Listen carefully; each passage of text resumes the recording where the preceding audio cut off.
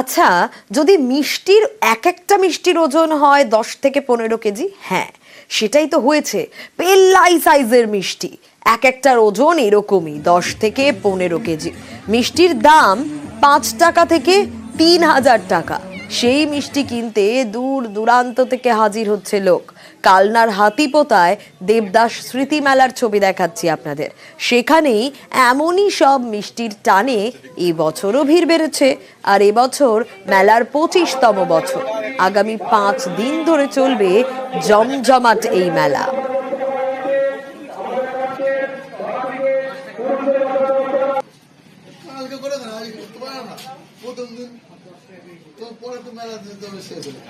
কি কারণটা কি ওটা?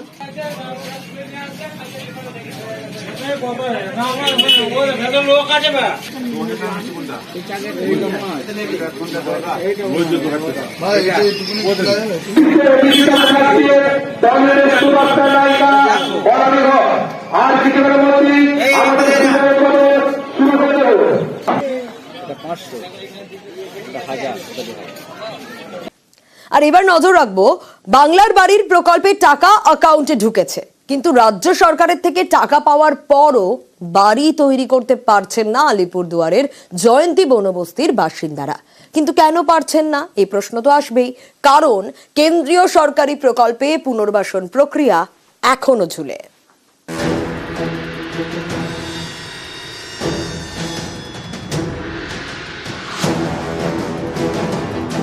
পশ্চিমবঙ্গ সরকারের বাংলার বাড়ি প্রকল্প, এই প্রকল্পে অ্যাকাউন্টে ঢুকেছে প্রথম কিস্তির 60,000 টাকা। তবু বাড়ি তৈরি করতে পারছেন না, কারণ জমি জট।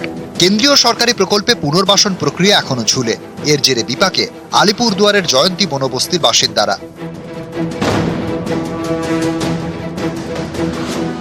আলিপুরদুয়ারে বক্সা টাইগার রিজার্ভ, এর মধ্যে রয়েছে জয়ন্তী বনবস্তি। 771 জন বাসিন্দা। এদের মধ্যে 71 জনের নাম উঠেছে বাংলার বাড়ি প্রকল্পে, যাদের মধ্যে 60 জনের অ্যাকাউন্টে প্রথম কিস্তির টাকা ঢুকেও গিয়েছে, কিন্তু তারা বাড়ি তৈরি করতে পারছেন না। কিছুদিন পরে বানানোর জন্য জয়ন্তী উঠার কথা, দেখি এখন। মানে চিন্তায় আছেন নাকি?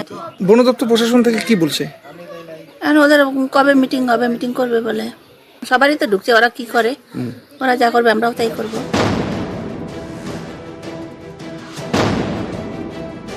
জয়ন্তী বনবস্তির বাসিন্দাদের যে জমি সবই বন দপ্তরের। এ নিয়ে নথিও রয়েছে জয়ন্তীর বনবস্তির বাসিন্দাদের। এদিকে ন্যাশনাল টাইগার কনজারভেশন অথরিটির গাইডলাইন মেনে জয়ন্তী বনবস্তিকে জঙ্গলের বাইরে সরানোর প্রক্রিয়া শুরু হয় গত বছর।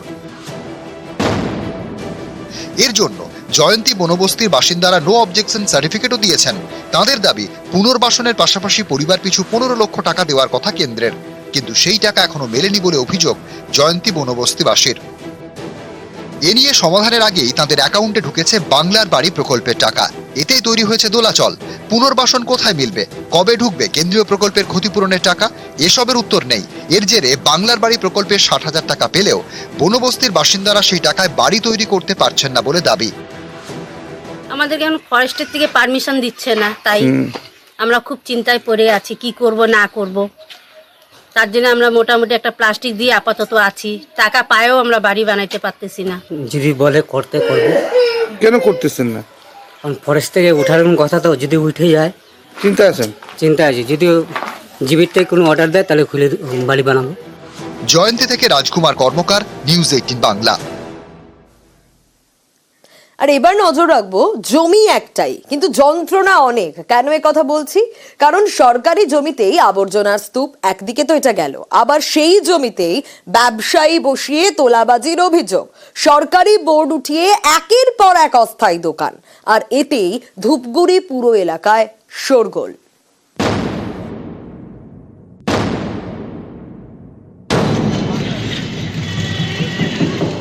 ভূমি ও ভূমি রাজস্ব দপ্তরের জমি, ঢিলছোড়া দূরত্বে সেই দপ্তরের অফিস, অথচ সেই সরকারি জমিতেই পরপর অস্থায়ী দোকান। এখানেই শেষ নয়, সরকারি জমিতে আবর্জনার স্তূপ, এতে দুর্গন্ধে টেকা দায়। এ ছবি জলপাইগুড়ির ধূপগুড়ি পুরো এলাকার। প্রায় 4 বিঘা জমি ভূমি ও ভূমি রাজস্ব দপ্তরের, এলাকায় পরিচিত মিলনী ময়দান নামে।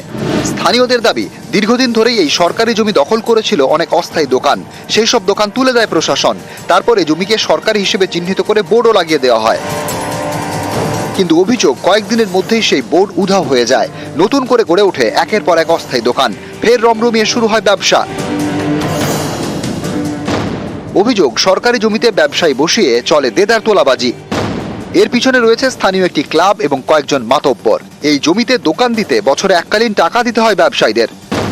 কারো থেকে নেওয়া হয় 8,000, কারো থেকে 10,000 টাকা, 15,000 টাকা পর্যন্ত তোলা দিতে হয় বলে দাবি। আমরা তো ওই টাকা দিই না, ক্লাবে যখন পুজো হয় তখন আমরা টাকা দিই। কত টাকা নিয়েছে? ওনার থেকে যেমন 8,000 নিয়েছে। ওর একই সময় সবাই সমান দিয়ে সব পূজাকেই তাই দেন না, খালি স্টেজ ক্লাবে রেখে দেয়। এখানেই শেষ নয়, মিলনী ময়দানে দিনে দিনে জমছে নোংরা আবর্জনা। সরকারি জমিতে এভাবে আবর্জনা স্তূপে দুর্গন্ধে টেকা দেয়, অথচ এই জমি ঢিলছোড়া দূরত্বেই ভূমি ও ভূমি রাজস্ব দপ্তরের অফিস, যার অধীনে রয়েছে মিলনী ময়দানের জমি। বর্তমানে মিলনী ময়দানটা যা পরিস্থিতি দেখতে পাচ্ছি, এতটাই নোংরা আবর্জনা দিয়ে ভর্তি, যেখানে যে দূষণ বলতে গেলে পুরোপুরি মাত্রায় এখানে আছে। কিন্তু যদি এইটাকে বিউটিফিকেশন করা যায় তাহলে দূষণটাও হবে না এখানে। সেই হিসাবে এখানে একটা পরিবর্তন আনা অবশ্যই উচিত। বিএলও সাহেব ওখান দিয়ে যায়, উনি দেখেও কেন পদক্ষেপ নিচ্ছেন না সেই বিষয়টা জানা নেই। অবশ্যই বিএলও সাহেবের সঙ্গে আমি কথা বলবো এবং প্রয়োজন হলে আমি ডিএম ম্যাডামের সঙ্গে বিষয়টা নিয়ে। সব থেকে বড় বিষয়, একটা সরকারি বোর্ড সেটাকে গায়েব হয়ে গেল রাতের অন্ধকারে। অবশ্যই এইটা বিএলও সাহেব দেখা উচিত, যারাই যুক্ত থাকে তাদের বিরুদ্ধে আইনত ব্যবস্থা নেওয়া উচিত। শহরের উপরে মিলনী মাঠ, দেখলাম ওখানকার বোর্ডটা নেই, ওখানে একটা কম্বলের বড় দোকান হয়েছে। ধূপগুড়ি থেকে রকি চৌধুরী, নিউজ 18 বাংলা। আমরা খবর দেখাই আপনাদের সমস্যা সমাধানের জন্য, তাই আমাদের খবরের জেরেই 3 বছর পর জল পেল বাঁকুড়ার সোনামুখীর দক্ষিণ শোল। পিএইচির প্রকল্পে তৈরি হলো ট্যাঙ্ক। দুর্ভোগ কাটতেই ধামসা মাদলে মাতলেন গ্রামবাসীরা।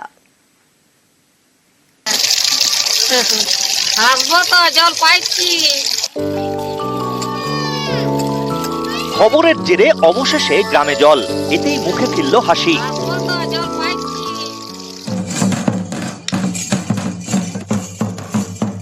জল কষ্ট মেটার আনন্দে ধামসা বাজিয়ে নাচ।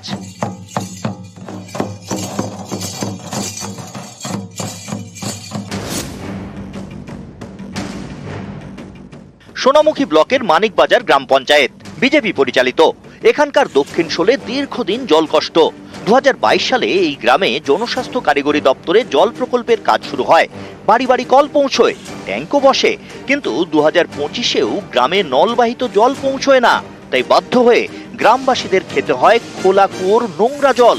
সেই জলেই সব কাজ, এতে গ্রামে বাড়ছে পেটের রোগ।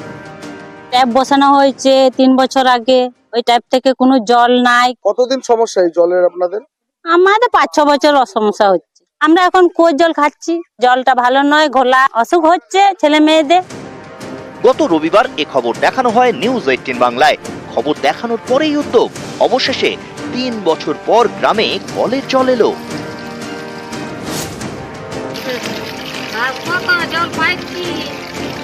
তোমরা এসছিলে বলে জল পাচ্ছি, নাহলে কুয়োর জল খাচ্ছিলাম অন্তত দিন। হ্যাঁ, এখন জল পড়ছে, জল লিখছে, আজকে জল পড়ছে, এখন জল খেতে পাবো। কুয়োর জল আর খাবো না এখন। তোমরা এসছিলে বলে বেরিয়েছে খবর দেখানোর পরে। হ্যাঁ, দুর্ভোগ কাটতেই ধামসা মাদলে মাতলেন গ্রামবাসীরা। নিউজ 18 বাংলাকে অনেক অনেক ধন্যবাদ। কেন? পানীয় জলের ব্যবস্থা হয়েছে। আচ্ছা, জল পাচ্ছেন এখন? হ্যাঁ, এখন জল পাচ্ছি। কি বাড়ি বাড়ি পাচ্ছেন না কোথাও আনতে হচ্ছে? না, পারিবারিক পাচ্ছি। কারণ আগে কি সমস্যা ছিল আপনাদের? আগে কুয়ো থেকে জল আনতে হতো, নোংরা জল, এগুলো খাওয়া হতো, শরীর খারাপ হতো।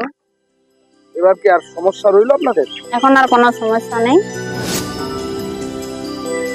যেটা আমরা খবরটা জানি না, আপনাদের মাধ্যমে জানার পরে সেটা তৎপরতার সঙ্গে কাজ আমরা বলেছিলাম যে শীঘ্রই কাজ সেরে দেব। শীঘ্রই মানুষের কাছে জল খুব তাড়াতাড়ি পৌঁছে গেছে। এই জন্য যারা সাংবাদিকতা করছেন, সাংবাদিক আছেন, তাদেরকেও ধন্যবাদ এই সকল খবর তুলে ধরার জন্য।